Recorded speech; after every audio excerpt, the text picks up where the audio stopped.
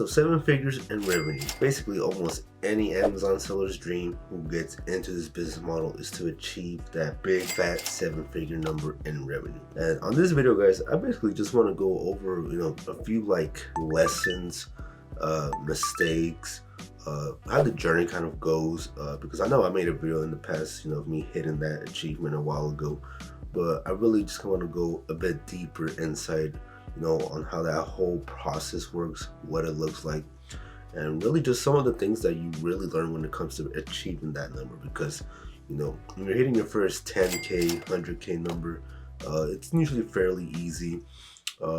It's very achievable, but it's a very different mindset and business shift when you're going from those numbers to reaching a whole 7 figures. All right, and so yeah, like I said, I'm just gonna go a bit deep on this, so you're just gonna hear me rambling on a bit and just really giving you that insight, thought process of how it goes, what all goes into it, and just some of the things you really learn. All right, so without further ado, guys, let's just get straight into it.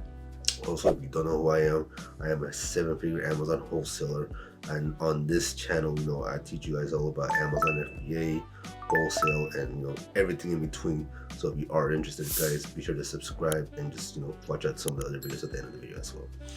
So like I mentioned earlier, 7 figures is definitely one of the biggest goals as an Amazon seller that you want to achieve down the line, assuming that you want to do this as a full-time thing or even a part-time thing, but maybe at scale, because I have seen part-time sellers achieve 7 figures while still doing a 9-to-5 job, which that's crazy, right, to achieve that.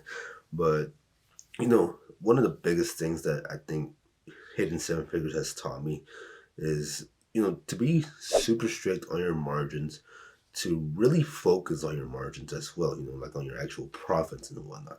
Because let's be honest, when we're first hitting our first 10K, 100K, our thought process doesn't really go too much into making profits, right? We want to see those orange bars increasing over time, month after month after month. And so, we're basically willing to do anything, right? We're willing to, take out loans, take out credit cards after credit cards, which, there's nothing wrong with it, assuming that your business is going pretty good, you're making the margins to reflect it, your cash flow is looking good. But unfortunately, for a lot of sellers in that range who, utilize some of these tools, we don't think like that. I mean, that's just the honest truth.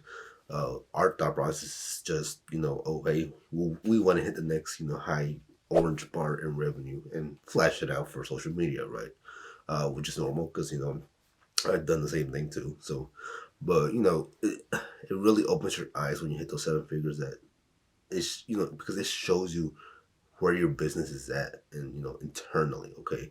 And especially if you have a solid bookkeeper who's running your numbers, getting all your cost of goods, all your supplies, softwares, all that good stuff, then you really see what your business looks like, and what's going on, and maybe what's too expensive, what you're wasting money on. Maybe you're not making enough margins to really reflect what you're making in your actual sales, right?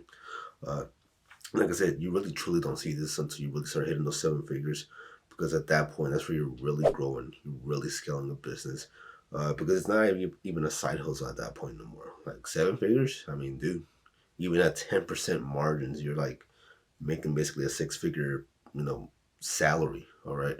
Now, of course, with taxes, you might not be, because, taxes are super high, and then depending on the entity of your actual business model, if you're an LLC or a sole proprietor, then you're going to be taxed way more than, if you're an S corp. But, again, a lot of sellers, they don't do that, though, before they achieve that, because they're just so focused on growing and scaling. And so, I'm kind of making this video to hopefully reach out to some of you who do want to achieve those 7 figures, to really think about some of these things before achieving that.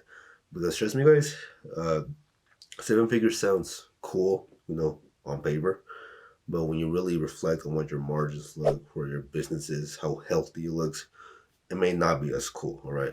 And so that's why I'm saying, like that mindset and stuff really changes when you achieve those numbers.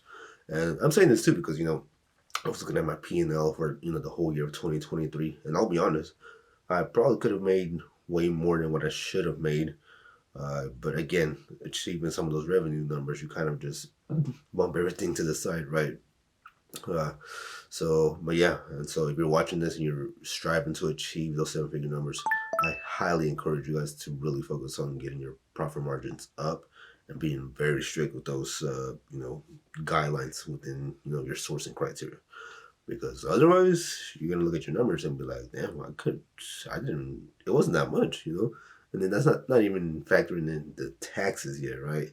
So, but again, I'm not saying all this to discourage you guys whatsoever. No, I'm saying this because I really want you guys, when you're looking at your numbers, you're starting to grow in skill, that you're actually growing in your profits, okay? Because if you're not growing in your profits, then everything you're doing right now in your business really means absolutely nothing.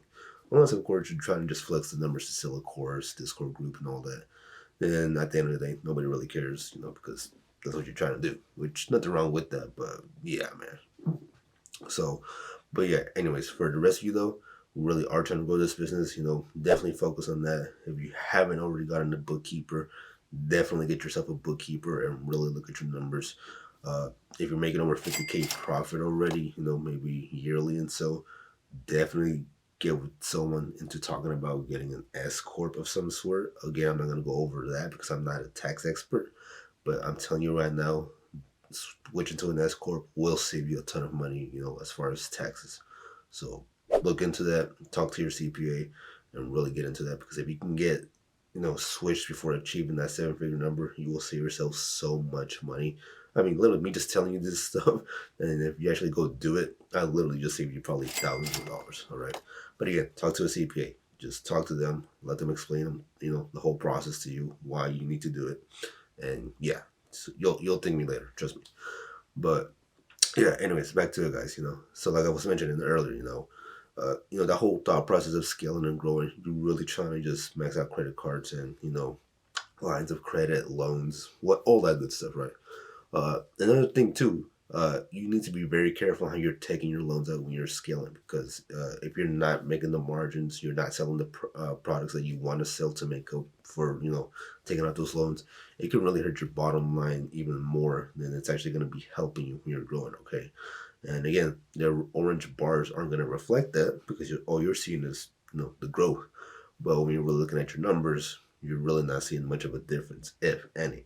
And so you guys need to really be careful, especially with loans. Like loans are they can be very detrimental to your business, specifically Amazon loans, if you're not careful, okay? I mean, the APRs are huge for one, so you're going to be paying a lot of interest on them. And then the payouts are very huge too. So, if you take a 100K loan out from them, your payments are going to be like over 10,000 per month. So it's not like a bank loan for, it could be much lower. So, you got to consider that. Because if you're not selling inventory fast enough to get that money back, well, payments are still going to be due. And so, it's going to take a bottom hit on your numbers because you have to make up for that, right? And so as you're growing and scaling, you need to be more and more careful with that type of stuff because, on a smaller level, it's okay to take, a $2,000 loan, $5,000 loan, that's nothing, right? You could spend that in one good day. But like I said, once you start getting bigger and you start growing, you need to be more strategic with how your business is going and very, very more careful, okay? I mean, not to mention you got to consider the risk that comes with growing an Amazon business still, right? I mean, something can always happen to your account. Something can always happen just in general, right? You end up getting shut down and whatnot. So the risk is more involved as you start growing and scaling. And not to mention, if you guys aren't even saving for situations like this, like, dude, don't even get me started on that. All right. Like, I know sellers who are making these numbers, and they don't even have like at least 10 grand in their bank account for situations that may occur. No savings accounts whatsoever. It's like nothing, dude. So a lot of you are just winging this business, growing and scaling without having an actual proper plan in place.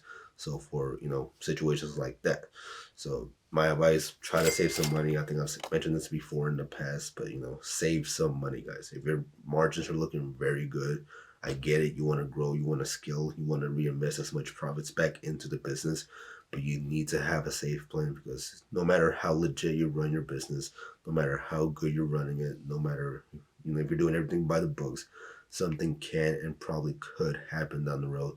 So it's always good to have a backup plan by having some money set aside for rainy days in that situation, all right? And again, this is just because, as you start growing and scaling, that risk gets bigger, guys, okay? So please don't sleep around. Please don't play around with this. It does happen. I've seen it happen. And I mean, it could take days, weeks, even months. I've seen with some sellers, it's taken them months to get their accounts back. So, I mean, can you imagine yourself running a 7-figure business or higher, having a ton of inventory that you can't even sell out, and then having no backup plan? You know, you don't have no, I don't know, like Jeff Schick, Seller Basics, Riverbend on retainer, literally no one on hand to help you. And for not having nobody, you're literally going to be spending thousands of dollars to hopefully get your account reinstated. Versus having someone on retainer, it could be a bit much cheaper, but at least you're having professional help with you, all right? So, but yeah, I mean, these are just all things that you want to consider when you're trying to achieve that goal, is having all these foundations set in place, you know, because the thing is that, you know, what we tell most beginners and somewhat experienced sellers is to lay your foundation, have stuff outsourced, make sure that you're sourcing every day, make sure that you know what your criteria, you know, basic Amazon seller stuff that we tell everyone. But as you start growing and scaling, these are the type of things that you really need to know and really need to have on hand, because guys, I am telling you, the risk gets much greater as you start growing and scaling, and you really need to have a solid foundation backup plan in place for when something does happen, okay? And just, you know, having your cash flow in check. You want that healthy SL too, because if you keep growing and scaling and your cash flow is looking crappy, then all that means absolutely nothing, all right? You will get crushed by your cash flow if you are not super careful. So yeah, I mean, it's just a lot to consider, and I really hope you guys take some of this video. I really hope you guys watch to this point of the video and, you know, learn something new and hopefully take some stuff into consideration, because again, you never know what could happen. You know, people always say diversify and whatnot. I think I am comfortable at this point with, you know, reaching 7 figures for a lot of people to actually, you know, maybe diversify some of their income somewhere else, or a business model like Walmart or something.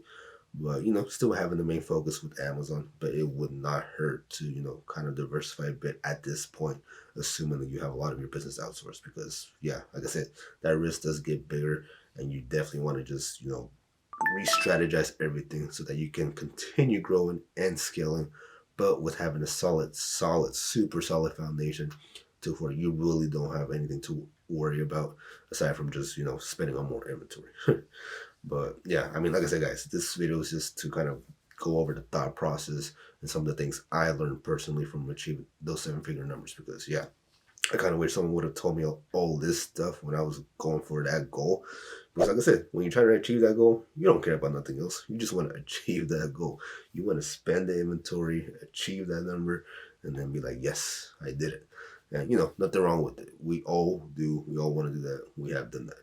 So, you know, but I'm just saying, if I were to give someone else some major tips before achieving that goal or on the rise to that goal, is to do a lot of the stuff that I just mentioned earlier. And I guarantee you guys will get, you know, think yourself, you know, give yourself a pat on the back for doing so. But all in all, guys, that is basically it for this video.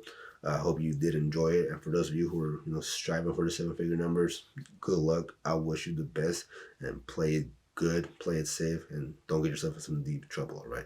But aside from that, guys, I am out. Be sure to check one of these 2 videos that will really help you in your Amazon FBA business. I guarantee you won't be disappointed. Peace.